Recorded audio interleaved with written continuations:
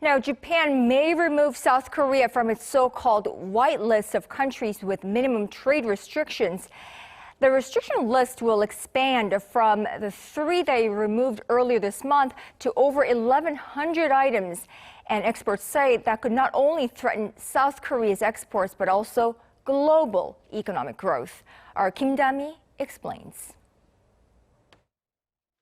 South Korea's bread and butter semiconductor exports will be the first domino to fall, and it could be followed by many others if Japan widens its export curbs. Future growth in the country's semiconductor industry will be seriously compromised as key components and materials needed for research and development can no longer be sourced from Japan. The next target is the country's hydrogen vehicle sector, which Korea sees as an important source of future growth. Japan has in fact already warned that it could include machine tools and carbon fiber in its restriction list, which are critical components in producing hydrogen cars and fuel tanks.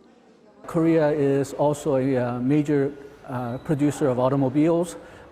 We also are trying to break into the hydrogen market, power market. The popular opinion is that the next industries that Japan will hit if they do decide to expand the restriction is Korean automobile market because they act as competitors to Japanese automakers. Japan's economic pressure will also disrupt the global value chain, slowing the global economy, especially China's. China makes finished products with Korean semiconductors. If China, which is considered the #1 global manufacturer, fails to produce advanced electronic goods, global supply will dramatically decrease. That is also bad news for consumers across the globe.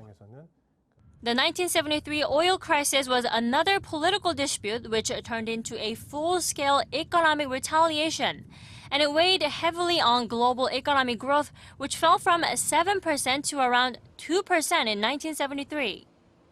Experts do say, however, that Tokyo's export curbs will have more of a long-term economic effect and not likely to result in an acute crisis in the short run.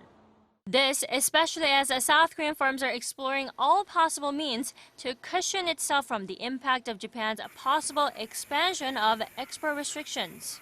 However, industry watchers are voicing their concerns that if Tokyo dials up the economic pressure, the impact might be felt earlier in the second or third quarter of the next year. Kim Da-mi, Arirang News.